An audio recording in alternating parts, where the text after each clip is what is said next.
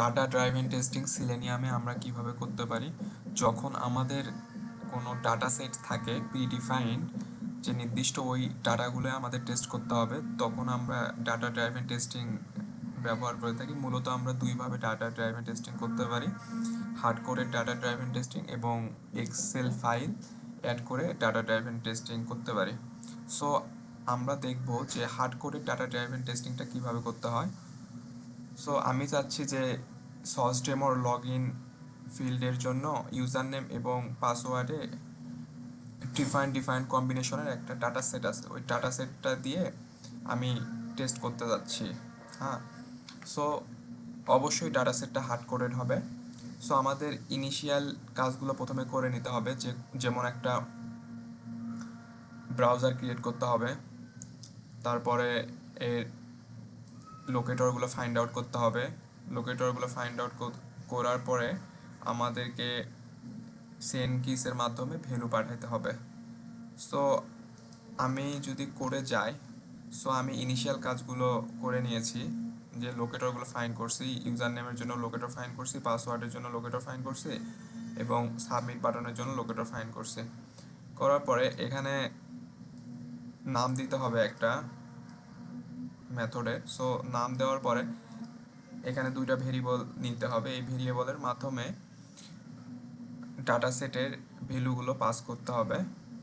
So এরপরে আমাদেরকে test engine ডকুমেন্টেশনটা দেখতে হবে একটু, ওখান থেকে ডাটা প্রোভাইডার নামে আমরা মেথড পাবো, ওই মেথডটা নিয়ে আসতে হবে।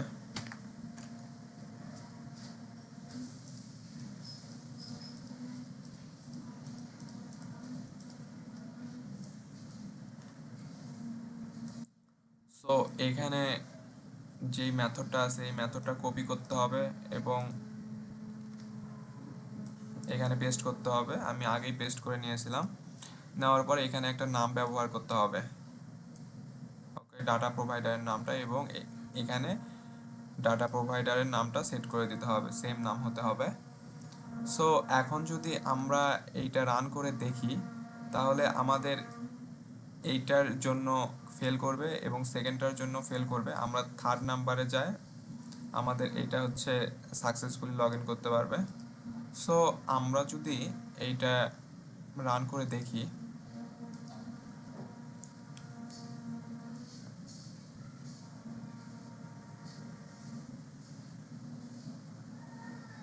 সো প্রথম ভ্যালুটা দিচ্ছে, এইটা লগ ইন করতে পারবে না। আমাদের এক্সপেক্টেডও কিন্তু ওইটাই ছিল, এই কারণে পাস করছে। সো এইটাও লগ ইন করতে পারবে না, টেস্ট কেস পাস করছে। সো আমরা থার্ডটা দেখবো, এবার কিন্তু লগ ইন করতে পারবে সাকসেসফুলি, আমাদের ক্রিডেন্সিয়ালস ভ্যালিড ছিল।